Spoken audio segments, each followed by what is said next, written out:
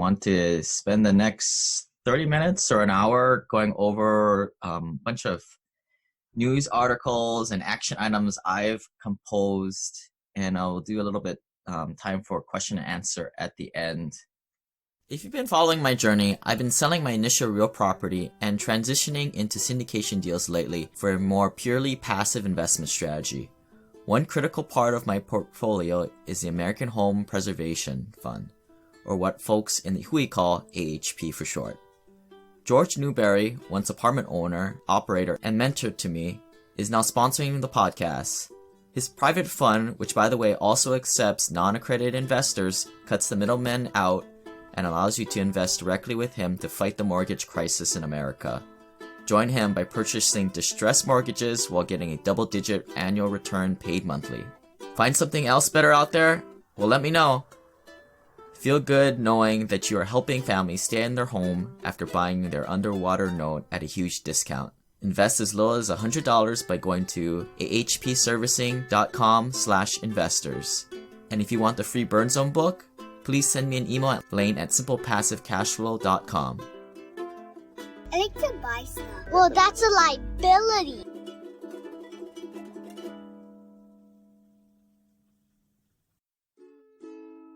This is a story about a dude named Lane. He moved to the mainland and bought one place to stay. And then one day he went, tried to rent them out. And then he became one real investor man. So invited to this call are current live investors. There's approximately like 250 of you guys nowadays. And the two biggest things, of course, that are the inspiration or the cause for today's calls is, of course, the coronavirus and also the oil issues that's been happening. I'm not giving any legal or tax or any other kind of investment advice, and I'm certainly staying away from any health advice here, kind of acting as a funnel for different news opinions out there. And today's presentation is, we're not going to have a lot of answers, but I just want to capture everything for you guys. Just to summarize, obviously we all know that the stocks have been getting killed, went down a third of what it was. I think it's like the quickest drop like ever. A lot of the news obviously is reporting that the coronavirus is the cause of this decline, but I think what a lot of people don't realize is it's also a issue with oil prices. The Saudis and Russia are basically having a big price war to get America out of the game in terms of the shale, and which is a sort of a code name for fracking, or as I like to call it, stimulating wells. I'm not too excited about this. I went into an oil deal back in December by myself just to try it out, and that's how you learn. You got to put money in the game. But I think we'll be fine.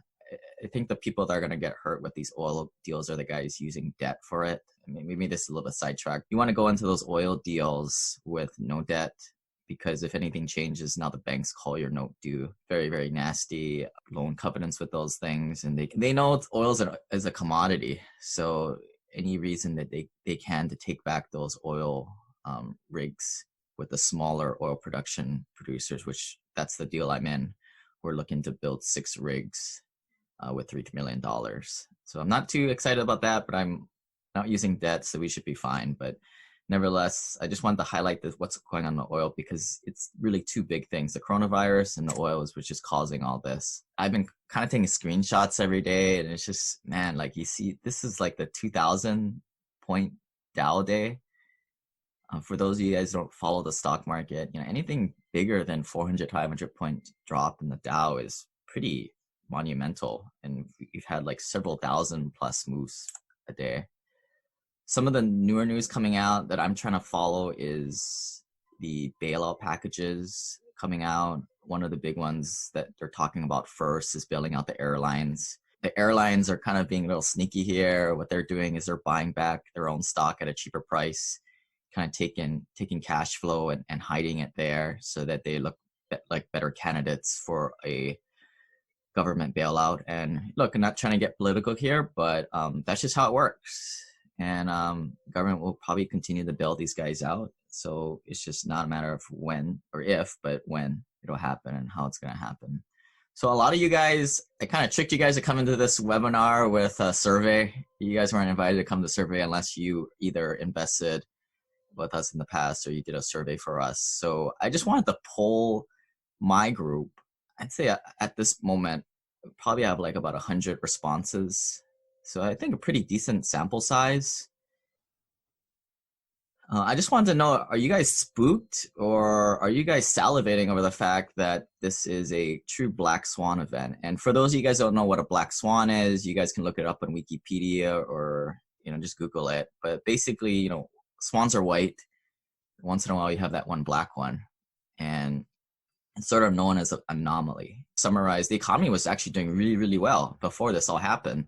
And then basically this is a big stick in the bike spoke, made things come to a screeching halt. So most of the respondees who did my survey here were accredited. I don't know what the 7.7% of maybe. I don't know what you guys are thinking. It's again, accredited investors are $1 million net worth, and you don't need to go get any kind of certification. It's kind of like being pregnant. You either are, you aren't. You either are accredited, or you're not accredited. So mostly accredited investors did my survey, and I got a few slides here, some survey results, just to give you guys some insights. Definitely, it's a self-selecting group. You guys are of investment-minded and long-term driven, and not really driven by fear like most Americans out there. But I'll caveat that I'm sure a lot of us are afraid a little bit what's happening, and I'm definitely fearful too. Definitely cautious moving forward. So 57.7% at the very least chose my pre-populated response of let's buy into this black swan event. So you guys are excited about what's coming up ahead. And then the rainbow colors represents that you guys obviously don't like to follow my survey, and you guys like to make up 4 pages of responses on your own, which makes sense because you guys don't like to follow the traditional path. I don't know how many of you guys are, the red one right there was the one that I think I put it's the beginning of the end. The world is coming to a halt, and it's a very small sliver there. The rest I got to believe that 57% of that is more people who are bullish. So I think I'm willing to say that out of our group, most of us are pretty bullish of what's happening ahead. Maybe I'm willing to say that 2/3 of us are. I put out some survey questions.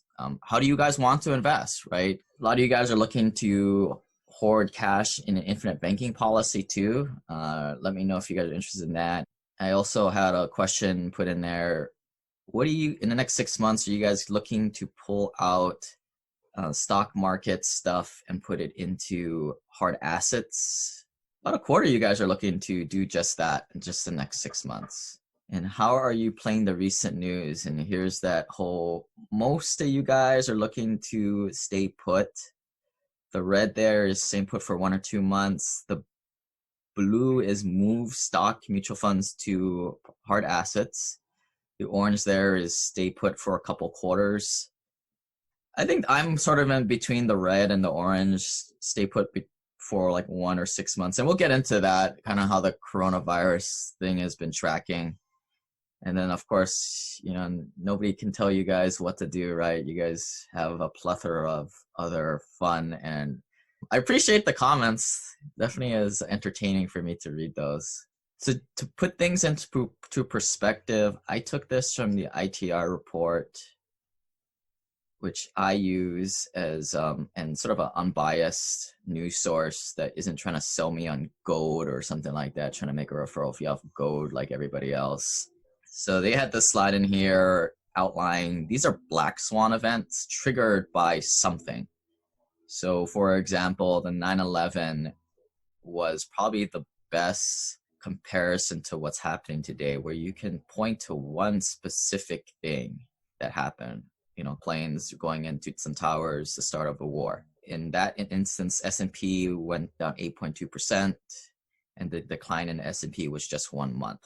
And then if you guys remember in history, if you guys were around, those are some other triggers. Today's one is the coronavirus and the oil price wars. But the thing that's different, as opposed to the 9/11 and some of these others, like the economy kept on moving. It wasn't like how it is, at least for the next couple of weeks, where it seems like everything is just halted, like complete stop. People can't leave their houses. So I am in a mastermind, and we had just wrapped up this call yesterday. There were over 100 of us in this call, and I wanted to communicate and filter down some of the topics that we talked about in this group. And just know that these are highly active investors. They do over 100 flips per year. So some of the, not saying like some caveat this, like these aren't the things that you guys should do, but just giving some insights on what other higher level people closer to the action are doing. So what they're trying to do is they're trying to fill vacancies as soon as possible, may need to reduce rents. They're trying to lock up month-to-month leases from 6, 9, or 12-month leases. And also, it's also the opposite, right? They might be turning guys to month-to-month leases just to keep the person in the house, get occupancy. If they got credit cards, they're trying to call up the credit card, trying to prepay the vendors out of those, trying to monetize the credit lines. They are cutting their direct marketing, which are those annoying postcards that I'm sure a lot of you guys get. But this is the kind of the level where these guys play at. They spend $5,000 to $250,000 a month on a direct marketing campaign. A lot of them aren't touching their TV ad and pay-per-click, which are the online ads. Maybe part of that is we're all stuck at home, right? I mean, our internet's a little bit slower. And they are also decreasing the overhead. And I think that's something to kind of key in on in the future is are people getting fired? This is that continued getting their HELOC in cash now, because the nice thing about the HELOC is it's cheap. The bad thing about the HELOC is that in theory, the banks can just change the rules on you. And a lot of you guys kind of fight me on that. I'm like, well, you know what? You can believe me or not, but when the bank does it, don't come crying to me because I told you. Maybe if you're not even using the cash out of your HELOC, maybe you just monetize it, stick it in the bank. Of course, you're going to have to pay your rates on that, but access to cash might be important. And these are for highly active investors, right? You guys are passive investors. You may not want to do the same thing. It may not be worth it to you. A lot of these guys are getting quotes to refinance their properties on interest rates that are 5% or higher. This should help if any of the tenants struggle to pay rent and then they need cash to kind of overlay that. They are quoting insurance rates to help lower your expenses. So, and if you guys are looking for a couple quick insurance referral sources and you want to price them out because you got nothing better to do than fiddle your thumbs and you want something to do and you don't want to play with your kids because you've been playing with your kids for the past week, shoot me an email and then maybe with how many properties, and I'll kind of connect you with my folks there, and hopefully you can save some money. And just be aware that people's jobs and incomes will be affected by the crisis. A lot of these guys are boots on the ground. They are interfacing with tenants, and maybe that's some of us too. And we're just trying to prepare financially for tenants to be laid off. On my operational side, as a general partner in a couple dozen of these apartment deals, our action plan is pretty much the same across the board. We are upgrading sanitation procedures, staying at home per guidance of CDC, closing the local offices and moving more towards a remote just to comply with the local guidelines.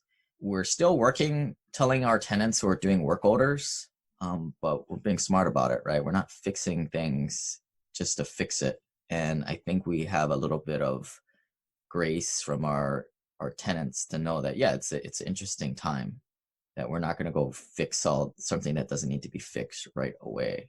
Also saving a little bit of cash there too, with some of the salaries of the property management staff and the work staff.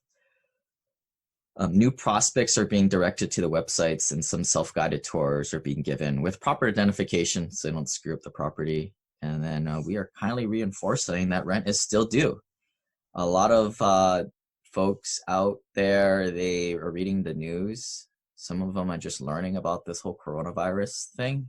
a lot of the tenants are maybe just like kids. They're selective on hearing. So they hear all this stuff about, oh, now they don't have to pay the rent. But here is an example of kind of what we're sending out. We're firmly reminding people that, look, man, you gotta pay your rent, dude. Something like this, maybe if you're a landlord doing it yourself, maybe it wouldn't be a bad idea just to reconfirm things. And we'll talk about this a little bit more in the presentation, but I think the important thing is just to be compassionate. Everybody is kind of suffering through this thing. And then on the right side there, I've been kind of looking at all kinds of different things. I'm in a lot of groups, and this came up, this tenant protector plan, supposedly for like $9 a month or something like that. They will cover occurrences on skip eviction and coverage. If you guys are looking for something like that, I have a couple options like that in my bag of tricks. If you guys want to shoot me an email, I can connect you with them. I personally don't like to use that stuff because, there's a reason why these guys sell insurance. It's to make money. And, if you're an investor, there's a certain amount of risk that you need to be taking to make money.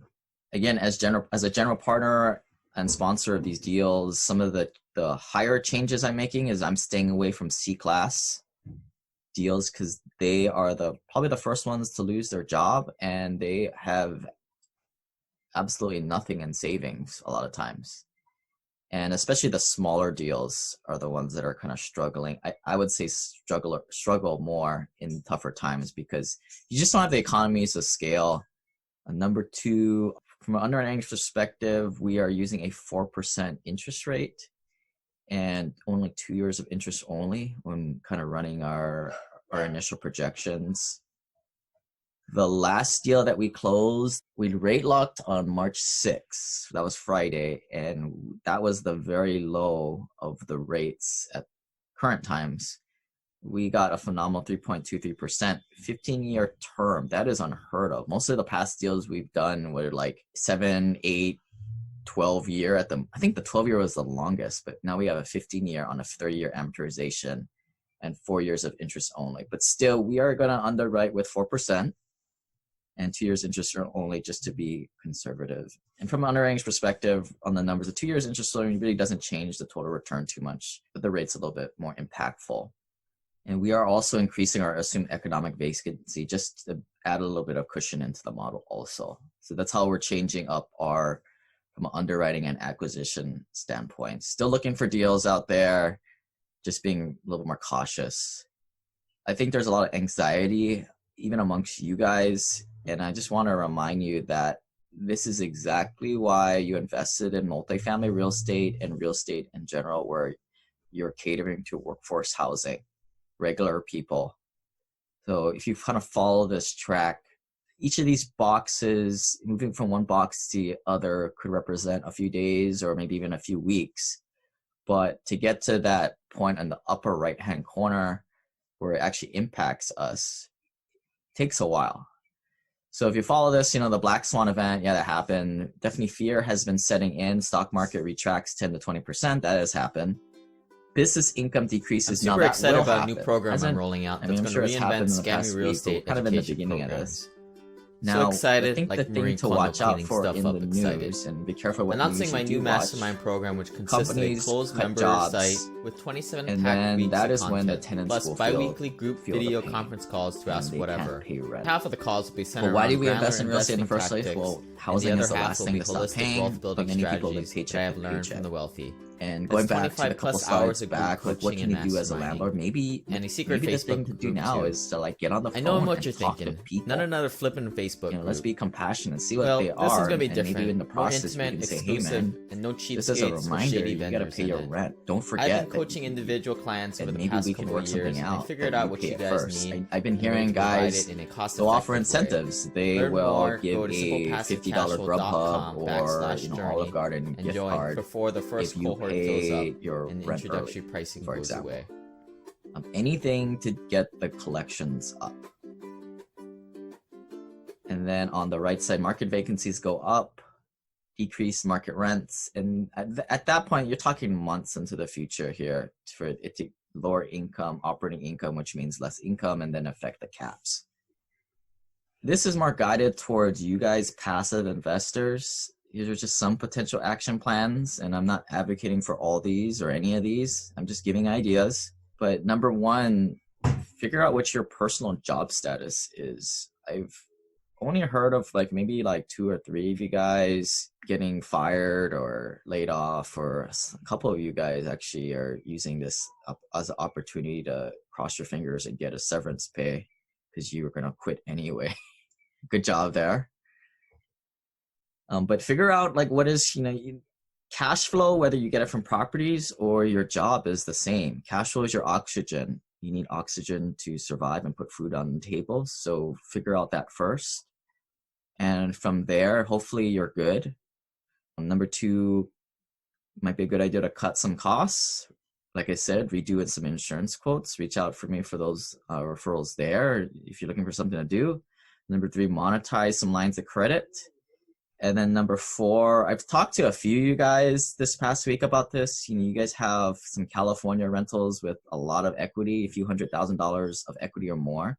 Dude, now's the time to be either selling that thing or harvesting the debt equity, because the Fed rates went lower, but a couple weeks ago, the interest rates sort of temporarily spiked higher. And you guys can read that podcast on it where normally the 10-year treasury tracks the interest rates and it tracks the Fed rates, but the 10-year treasury and the Fed rate actually decoupled. I don't all understand it. You can listen to it right there if you're an academic type of person. In my opinion, I think a lot of like the California markets, the frothy areas, the A-class areas, the primary markets, well, maybe not the A-class areas, but the primary markets where this thing is hitting the hardest, where there's a lot of density population, where California and Washington got hit the hardest initially, and now New York. I think there's just a lot of fear, and housing prices in those areas, because it's residential, is governed by comps, that is going to get hit the hardest. That's why you invest in commercial real estate, man, right? Like it's all numbers, net operating income, not really any emotion involved. Before that starts to take an effect, the fear starts to get in and, leach into residential home prices.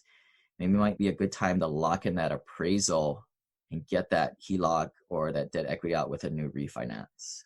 Some other things to think about, especially for accredited investors, for those of you guys who have money to lose and are willing to take a higher level of reward in exchange for risk, might be time to follow what the pros like Ken McElroy are doing and getting to heavy value add and distancing yourself from the amateur REI groupies out there buying those C-class properties. They buy those C-class properties, and especially the small ones, because they don't have that much money. Citing that podcast by Ken McElroy that he did with the real estate guys maybe a few weeks ago, I would take a listen to that. A lot of good ideas there. And, a lot of people will say, well, there's no cash flow. I'm like, well, you're a credit investor. You shouldn't need cash flow from this deal. Some of the deals you go into are going to be shoot for the moon type of deals where you don't need cash flow for 3-4 years. But as long as you go and properly capitalize so you can complete all the construction and get through the initial lease up phase, you should be fine. Number two here, the ITR guys, and I keep mentioning them. They're unbiased news source in my opinion, and they're big predicting a big growth from the year 2021 to 2030. I mean, a lot of signs point that way, despite what you hear in the PermaBear news network. I mean, yeah, so ITR is saying that we're kind of going on for another cycle. I am thinking Trump will probably win the election. Be interested what kind of, tricks he pulls out of his bag, maybe even in negative interest rates to really sock it to the savers out there who've been saving their money and, just create more growth, right? It's there isn't a third term for him, right? He can do whatever he wants at that point. Number three, whatever you do, I would say stop listening to the permabears like Peter Schiff, Chris Martinson. They are trying to freak you out and sell you on gold and their newsletter subscriptions. That is their passive income. The game is like they just call the next recession so they can put it on their website. So they can be the person who called the last. I believe that this is the time to go in now, which is why I'm personally, I'm probably going to hold like a few months, and we'll talk a little bit where the coronavirus is taking us. But of course, when I say going in, I'm going in with a minority portion of my portfolio. I reiterate that. That was really the inspiration between doing this video report today, was because I think a lot of times you guys would read my emails, maybe hear it in audio form, but that's the form that we have today, is you guys can ask questions at the end of this presentation and we can kind of talk through some of this stuff, and it can kind of be a two-way street. And for every situation is different. That's why I'm really trying to ramp up my investor calls with you guys. If you haven't talked at all, let's get on the phone. Like, we need to have a personal relationship. If you guys, that should be rule number one. You don't invest with anybody you don't know, like, or trust. Anything I can help on, let me know, or just shoot me a quick email. Some other things to think about: form your entity sooner than later. In case the government offices close or deem that non-essential. I know in Kansas and Ohio, a lot of the courthouses have closed, so they can't assign their wholesaling contracts. If you're looking to form an entity, get on that as soon as you can. Rent control and evictions, with the government kind of stepping in here with some helicopter money, put it in front of that. And I asked, like, why do you still own rentals in blue states? Makes no sense to me why you still have that. It's just going to get worse and worse. And just remember, all this is, we don't have answers yet. I'm just trying to offer some guidance and directions on some things to cue in on. And I put this image here, 'cause this is the metaphor that I'm using for what's going on. Right now, everybody has stopped working, and we're all in this sort of traffic jam. Nobody can go anywhere. Maybe take this another level forward, the businesses are the big trucks, the little class D, class B tenant in the cars. You got the Hyundai there, you got the BMW there. We're all stuck. Nobody can go anywhere. So maybe just a little bit of compassion is what is needed here in this situation. For the little guy in the Honda, he can't pay his rent potentially, right? And I think this is where the government needs to kind of come in, and this is what the government is made for. And you hear terms like universal basic income, which I know it probably makes the hair stick up in the back of your neck when you start hearing that. But we'll see what the government comes up with in terms of, like, we need some help. I think average person needs some help. The economic outlook moving forward, and here's some things to kind of watch out and be aware of. Some knee-jerk reactions by the government, like the 0% Fed rate. That happened, I think, Monday. And I apologize, some of these days run into one another because I've been self-quarantining at home for the past week, and I got a little bit of cabin fever. So they're looking at multiple rounds of stimulus going through, and a lot of this is done very hastily. And I think that is kind of nice. I think that's positive, because ultimately what they're going to do is they're going to pump a whole bunch of money into the economy. It will probably impact the stocks favorably to the tune of maybe a 500-point gain here or a 300-point gain here. And eventually we'll get back to where we were. But I think what's really going to happen is the real hard assets, that is really what's going to get the impact from that. Yeah, they can sign something in the law, but that money is not going to get into the system until like 5 to 10 years down the road. One of the last jobs I had was to do the 2008 Recovery Act. My project was about $80 million to build high-speed rail, or who knows what it was. By the time we built the damn thing, it was like 2012. And most of that time was through permitting and just like design work. And it's just amazing how slowly the government works and how slowly the money gets to people, which is why, like, traditionally most people don't like the UBI, universal basic income, or $1,000 stimulus checks. And originally I would have agreed, but after seeing how slow the government actually works, sending out checks maybe isn't a bad idea than giving it to JP Morgan, Chase, those kind of type of people, and have the money filter to them as they take their cut. Number two, remember that the economy was doing well before the coronavirus. And I personally believe that it is a true black swan event. And also the oil issue is in there. Oil cannot trade at $20 to $30 a barrel. Again, the Saudis and Russians are trying to bury that price down to a point where the smaller United States operators cannot compete, where it just doesn't make sense to pump oil at $20 a barrel. And this is something you guys can kind of track. You're going to have to proactively track this on your own, because the news doesn't care about that. They're too concerned with the coronavirus. But a lot of people say that this is much more important than what's happening with the coronavirus at the time. And so one of the questions that came up is, all right, what's happening with if this kind of continues on? And here's my analogy. I call it the great musical chair game. So I picked a picture out of the internet with 4 chairs, and maybe you can construe it as class A, B, C, D. But right now, right, there's 4 people, 4 chairs, and I'd be willing, remember, before this, we were in a housing shortage, and we will be in a housing shortage in the future. So 4 guys, 4 chairs, there is going to be a point where right now the music is going to start playing and people are going to need to move around.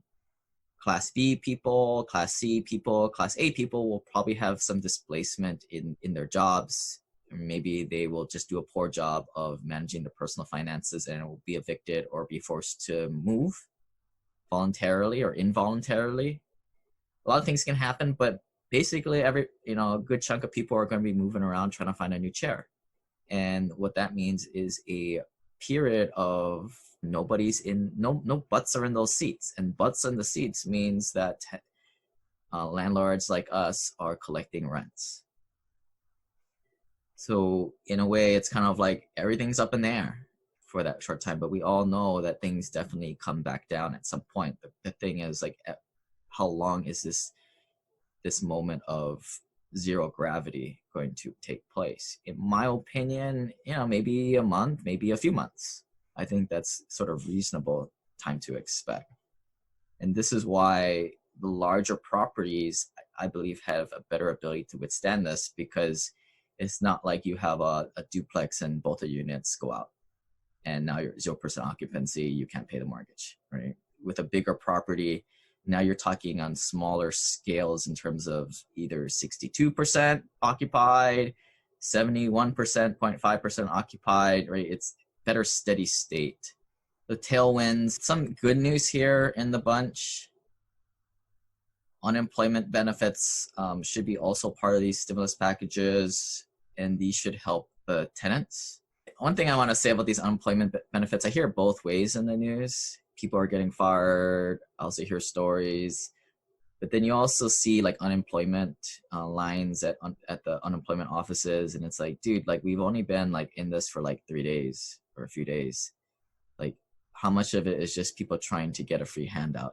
I don't know. So that's the way I look at news articles, and I would encourage you to do the same. Number 2, good news for us is it's tax time. And although a lot of us are aware, or maybe are not aware, but the taxes sort of got extended to July.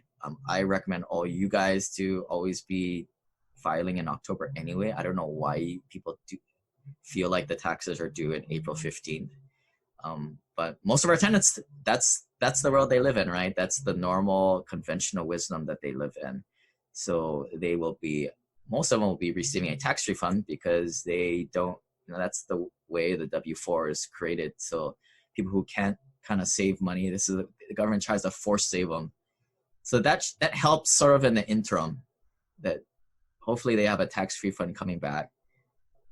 The red states, a lot of like the Alabamas, the Texases, red states, red states, Republican type of states where it's landlord friendly, they are not restricting evictions yet, like how they're doing in California and a lot of the blue states.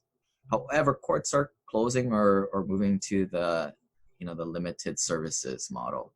Number 4 here, government programs to watch. Possible tax extensions. I know in one of the states we're operating in, they said, well, you don't have to pay your taxes right away. And although most of ours are on escrow, something, if you're kind of your individual landlord, you might want to look at maybe pushing it back, no penalty. But figure it out, think for yourself, and do your due diligence. I'm not telling you you can't. Just having you be aware. I don't want you to not pay your taxes and you get a big tax bill, you blame me. again, something else to be a lookout for: cash disbursements. The idea of sending out $1,000 checks to everybody, negative interest rates. Right? I mean, Trump has alluded to this.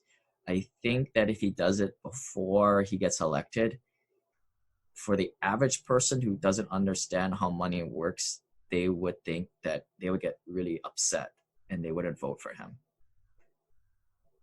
But I think since a lot of us are investing our money anyway in things that outpace inflation and will definitely outpace the -1% or -0.5% negative rates that the Fed would put in place. I mean, that'd be nothing for us, but for the average American, it'd be a slap in the face. But I'd be kind of excited for that if that started to happen. I mean, I think that what that does is that just accelerates people who are investing the right way forward. Another thing to be on the lookout for, I haven't really fully vetted this thing, but it's like the CARES Act.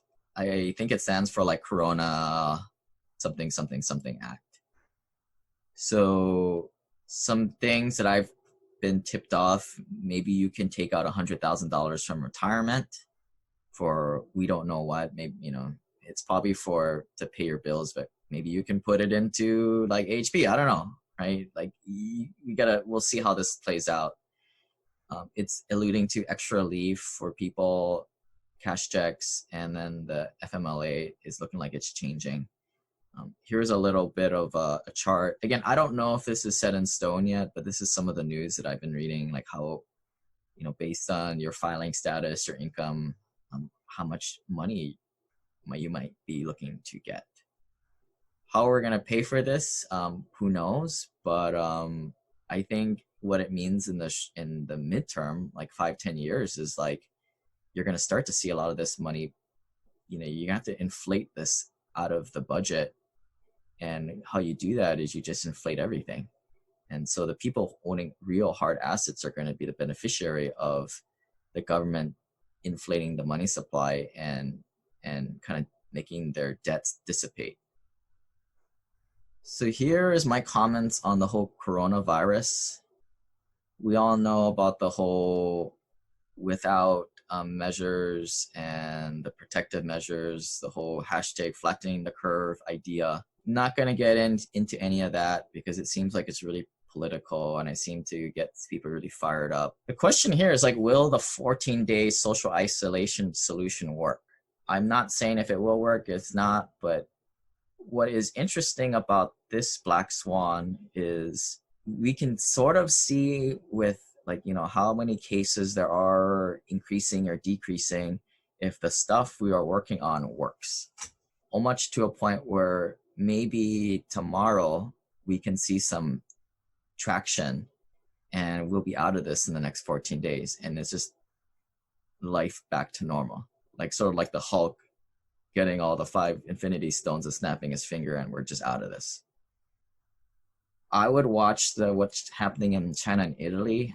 I mean, of course, China has proclaimed victory against the coronavirus, but who knows if we can trust what they say, of course. People are asking in terms of like investors in our deals, like, well, what's happening? It's like, well, nothing has happened. That's why I invested in multifamily real estate. I mean, we'll see what happens in the April collections. Most of our properties are at 95% occupancy with adequate reserves.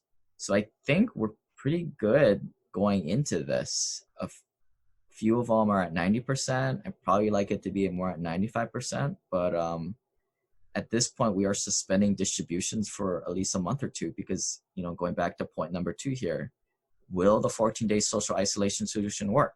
Or will it be 30 days? Or will it be 60 days? We do not know.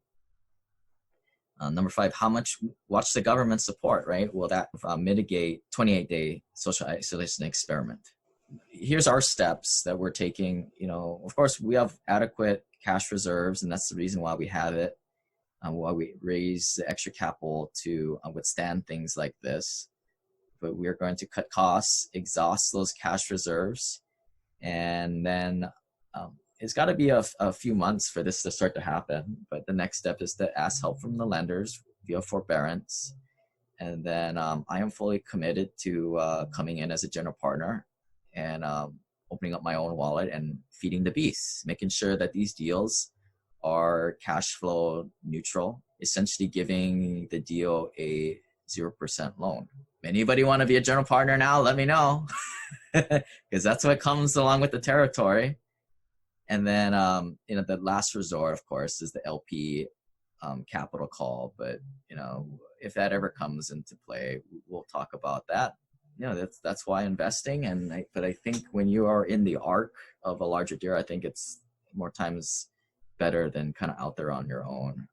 I've offered some advice for some of you individual direct investors with your own rental properties. We're all kind of in the same situation. Remember that the fundamentals of workforce housing are still there. Everybody needs a place to live, and there was a housing shortage initially. And we might even see some of the institutional money wake up and see the stability that multifamily or workforce housing, mobile home parks bring.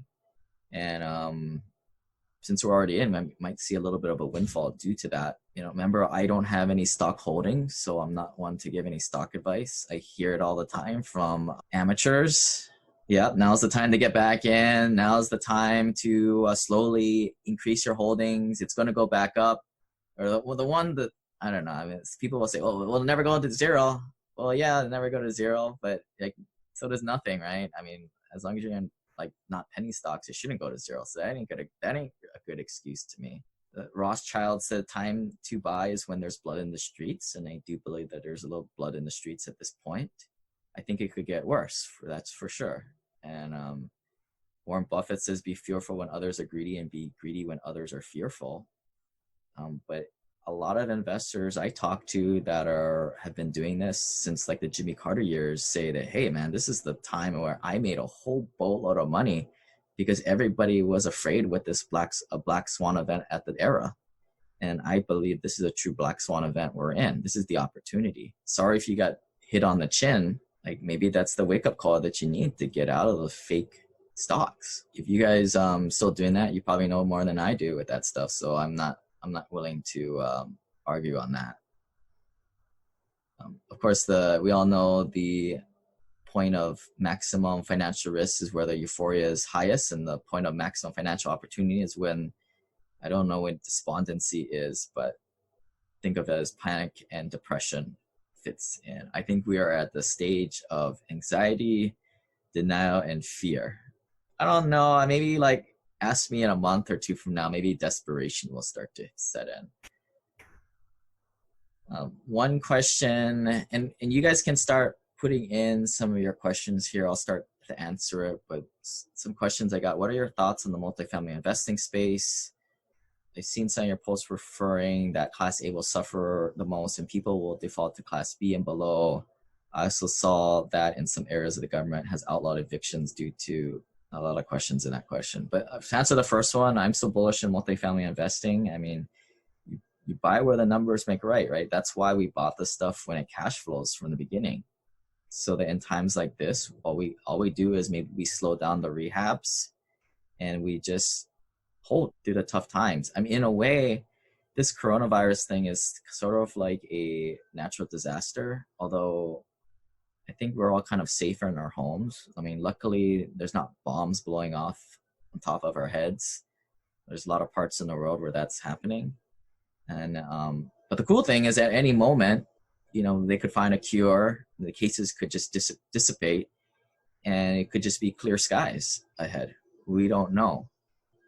That's what makes me kind of bullish. And especially now when I hope that the government does all these stimulus activities out of fear, kind of inflates the money supply, because as investors, we're the ones who kind of benefit from that upward trend in inflation, where it's all the savers that lose out. So I'm pretty bullish. We talked about the great musical chair dance, how things will move down. And I'll also caveat that the Class A's, I think, will suffer, but let's break that down, right? What kind of Class A, what kind of submarket? If you haven't walked that block, you don't know that submarket. Class C could be fine as long as you're, I think, in a Class A area. There's a lot of properties like that in Phoenix, for example. And take a submarket like Arcadia. You have a 1970s, 1960s property a few blocks away from the main drag, where all the yuppie bars and restaurants are. I would go all in on something like that. What if people stop paying? Imagine the sponsors will look for government. Yeah, and we kind of talked about that. We're still a couple months away from even enacting some of those options at this point. At this point, we're kind of in a kind of holding pattern. And sorry to investors, but we just feel like it's prudent not to pay out. We're going to pay out distributions this month, but we're just going to put a hold on that. We just feel like it's prudent in wake of this unprecedented thing happening. Question here: what do you call? Oh, some of the things I have on the screen here. So ITRs. These are some of the indicators that they are looking at, and they're generally bullish coming out of the coronavirus thing. Going to the question box here. What do you call heavy value add? Is it class A assets? So heavy value add doesn't necessarily mean that it's a class A, B, or C, or D. Heavy value add, I would define that as anything more than $10,000 of rehab development per unit. And that can range from some projects, like in Phoenix, for example, where you have a class C 1960s property and you want to get it up to that where the market is, and in terms of the submarket, a class A submarket, you're going to have to do $10,000 to $30,000 of rehab per unit. So that means a lot more than your basic appliances and flooring. You're basically gutting the whole thing, and you're putting maybe even granite in there and a whole new bathroom. Yeah, it's just a lot of money to do that. That is what I consider a heavy value add. And heavy value add can also mean just total ground up construction too. So again, doesn't necessarily mean that you're building class A assets. Although when you do build something new, especially development, it makes no sense to build a class B or C asset because you're already in there, you already tore it up, you already have your mobilization costs, etc. That if you're gonna get in there, it's a no-brainer. You got to make it class A. With quantitative easing and the Fed pumping fake money into the system, doesn't that expand the currency crisis?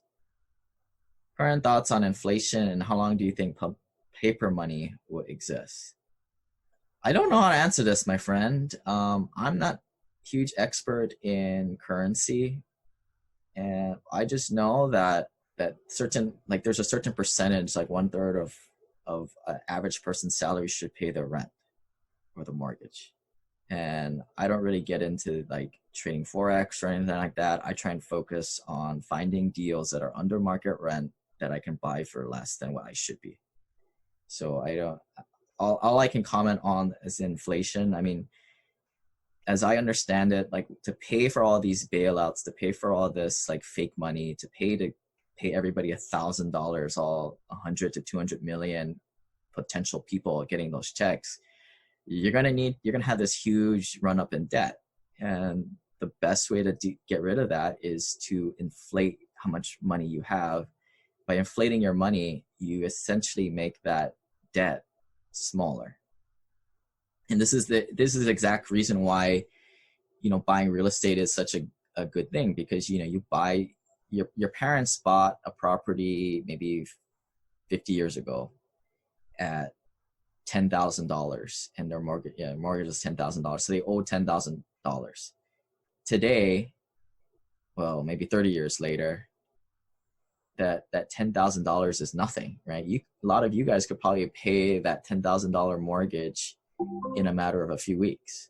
And that's sort of the premise that is the best way for governments like the United States to get rid of their debts, by it's sort of insidious way of doing it, because instead of raising taxes, which pisses people off and makes people not vote for their politicians, they just inflate the money supply. And in a way, you can kind of trick unsophisticated public that, yeah, it wasn't my fault. It wasn't the Democrats. It wasn't the Republicans. It was just inflation. It was just this ghost that kind of took everybody's value or their buying power away.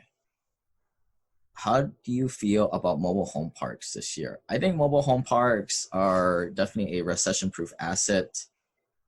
Just like, solid Class B in better markets. We had a call yesterday where kind of going through some of the proactive plans we're doing. We're having some run-ups in people looking to inquire for mobile home parks, so that's good news. But it's still too early to tell, right? I mean, we're all talking. I'm just talking in theory, right? In theory, it's all feels fine. This is the exactly place you want to be, because when people get foreclosed out of their house or can't pay their Class B or Class A apartment, where do they go? Well, they go to a mobile home park. A lot of good people in America, solid tenants making $20,000-$30,000 a year, this is their only option. If you had 100 grand in 401k, would you start to pull all of that out right now, be ready in the next 6 months to invest, rather than let the S&P 500 drop further? It seems to be about timing right now if we are on the downslope of the curve. I don't know if the market's going to drop even more or go up. I don't know. But I don't know how to really answer. Like, if it were me, I don't have any stocks or mutual funds. I think that's all retail fake investments. I think a lot of people are realizing that maybe their strategy that had the run up in the last 5 years maybe wasn't working, and maybe this is just part of it. Easy come, easy go. All I know is, like, if you don't invest, you don't start to learn about it. Just like how I put money in this oil and gas deal and I might lose money I might not make any money the first couple of years. But unless I started the process, I would have never learned about it. So that's what I'm kind of doing now before I, tell you guys about it. If deals come up with your cash flow, I think you can't go wrong. But it's tough, right? Like, when you're in a lower net worth situation, you're still trying to put food on the table. Where a lot of accredited investors, I think a lot of you accredited investors are kind of salivating over it. Like, yeah, now let's get into this. But it has to start somewhere. But some parting words here. Number one, guard your mind, because there's a lot of just nonsense out there, especially social media. It's all negativity. Number two, protect your body. You guys can't go to the gym. We're going to do some burpees after this, if you guys would like to join us. Number three here, live aloha. And aloha is kind of a ubiquitous term, but I'm like, be compassionate, chill out, dude. Like, I get it. Like, we all need to kind of stay at home and do our part, but, like, I don't know, just try and be more compassionate to our tenants, to, like, people who, aren't playing around with this coronavirus things, and guys who are, like, taking it, like, very emotionally. I think we all just need to just relax and slow down. And, things are changing, but it's expected to be changing. Very interesting times we're living in. Later on today, 5 p.m. Pacific, let me know, shoot me an email if you guys would like to join in on our webinar. We're going to do some burpees. I hope I can do it in less than 10 minutes. Because 10 minutes is a long time to do anything. But this is the final call for any last minute questions. A question here, will this affect cap rates and property values in the near future? As I said earlier with this diagram, it takes to go from one box to another. It could take maybe a few days, could take a few weeks. Right now, I would say we are at this first box or this third box, and maybe even this fourth box. So after that happens, the tenants are going to can't pay rent. And this is why I don't know what's going to happen. I'm just offering guidance on what will happen in the future. Maybe we do another call like this. There is no light at the end of the tunnel at this moment. There's not a cure. And we don't know if the 14-day quarantine will work. We've seen what happened with Italy, South Korea, and China, but we don't have a communist state where people actually follow directions, right? Like, Hawaii has like a 14-day ban on, like, people, or not 14-day ban, but 14-day quarantine, where if people fly into Hawaii, they have to register and they can't leave their place of shelter, which is a hotel or where they're staying. But, like, the question is, like, how the heck do you regulate this thing, right? This isn't Japan where, like, you say something and people actually follow directions. This is America, and this is what makes our country great, right? Opinions. And this is why I got like 50 different responses to the same question on the survey from you guys, from just this one population. So to answer that question, will this affect cap rates in the near future? Yes, it will, if we keep moving down these steps, right? It's going to take systemic vacancies and systemic lower market rents for this to bring down the cap rates. But then I argue, like, who cares, right? Like, if you're in a deal with like long terms, I mean, you just hold out. That's part of the hybrid strategy. And while everybody is, if that continues, you can imagine what's happening to your equities, your stocks, your mutual funds. I mean, now you're talking about people losing an additional 20, 30, 40, 50% in their stocks. I mean, it probably could go down. I would say if this continues for another 2 to 3 months and there's not severe government intervention, I would say the stock market the Dow goes down to like 15,000 or 10,000. And if the worst is that, you got to kind of feed to keep your properties and weather the storm, I think I think you're better than most. I mean, it's like having 4 cases of toilet paper where everybody else has like a 6-pack. I think as long as you're not the worst in the group or the population, I think you're probably going to be better off. If there's not any more questions, appreciate every you guys coming out. And if we haven't chatted before, make sure you guys set up a call so we can talk. And thanks for listening. Bye. This website offers very general information concerning real estate for investment purposes. Every investor's situation is unique. Always seek the services of licensed third-party appraisers and inspectors to verify the value and condition of any property you intend to purchase. Use the services of professional title and escrow companies and licensed tax, investment, and or legal advisor before relying on any information contained herein. Information is not guaranteed, as in every investment there is risk. The content found here is just my opinion, and things change, and I reserve the right to change my mind. Above all else, do your own analysis and think for yourself, because in the end, you are the only person who is going to look out for your best interests.